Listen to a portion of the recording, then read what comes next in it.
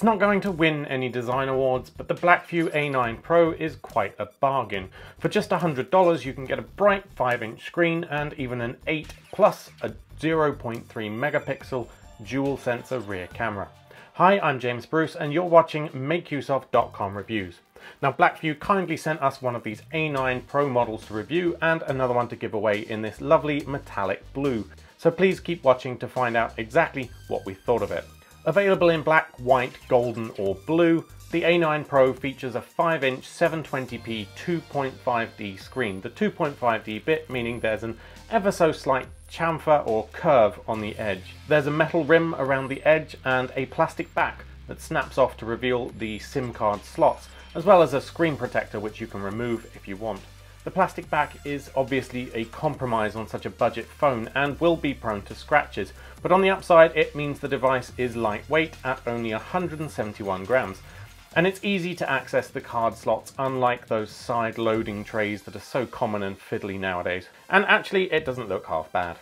Inside you'll find a quad-core MTK6737 CPU running at 1.3 GHz, 2 GB of RAM and a somewhat paltry 16 GB of internal storage, but with a micro SD card slot for expansion.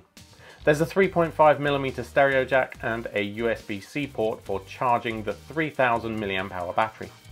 As mentioned, one of the highlight features of the Blackview A9 Pro is a dual sensor rear camera, with the main sensor being 8 megapixels and the secondary 0.3 megapixel low resolution camera supposedly being used to capture depth information for use in blur mode or bokeh. In theory at least. Unfortunately in testing I tried a number of times to take the exact same photo, one with the second sensor covered and one with it uncovered. Now I am certain it's not fake because it did actually warn me not to cover the sensor in the camera app when I tried that. However, I'm just not sure it adds any value to the photos. Where I could identify a difference between the shots I took, I found I actually preferred the images where I'd purposefully covered up the second sensor. The natural lens effect seemed best in all cases at keeping the subject sharp. Now that's not to say the photos are bad at all, they're actually pretty good for such a budget phone, and it's only once you zoom in that you start to see those telltale low quality sensor signs. But in terms of how your Instagram photos are going to look, I think you'll love what you can get from such a cheap device. I'm just questioning the added value of that 0.3 megapixel secondary sensor. I'm not quite sure what it does. A single capacitive button and fingerprint sensor sits at the bottom of the device, but in practice I found the recognition accuracy to be really bad, to the point that in the end I just learnt to bypass it and use a security pin instead. Now this is a problem I commonly find on cheaper Android devices with these single buttons, so I'm not singling out this particular phone for that. It just uses the same dodgy fingerprint sensor as any other cheapo phone would. Either that or my thumb is completely broken. Taking cues from MIUI and iOS, the custom home app is colourful with icons splayed across and no app drawer. However, while Xiaomi pulls this off elegantly, or at least tolerably in MIUI, it can be quite frustrating at times on the Blackview launcher.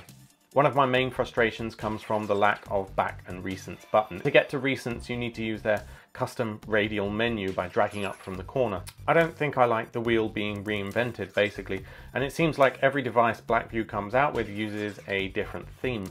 I just really wish they would drop all that theming and give us the design that Google intended for Android. Underneath it's running Android 7 and you can of course put your own home app on top of that to get that familial stock Android feeling. As you might expect in a phone this cheap and with only 2 GB of RAM, it does run a little sluggish. Not bad enough to make me want to take a sledgehammer to the device, but minor lag throughout can be expected. A few milliseconds of delay between pressing the button and the letters appearing on screen eventually gets a bit annoying. Still, it handles your average casual games fine and everything you'd expect. Antutu gave it a decidedly average score of just under 30,000. So should you buy the Blackview A9 Pro? Honestly, for the price, it's very difficult to pick holes in this thing. It's a silly comparison to make, but you could buy 8 of these for one flagship device. And if budget is your primary concern, then I don't think you'll be disappointed. Just bear in mind that it is underpowered. You'll need to spend a bit of time tweaking things to get rid of the standard interface, factor in a micro SD card for some more storage, and you've got a really value-packed device. However, my doubts about the usefulness of this dual sensor make me a bit hesitant to fully recommend it. Thank you for watching, and be sure to head over to MakeUseOf.com, visit the link in the description to read my full review, as well as head over to the new MakeUseOf.com/giveaways page to enter the competition where you can win a Blackview A9 Pro. If you enjoyed this video, please consider subscribing. We do 2 reviews a week, as well as technology tips and DIY tutorials. Until next time.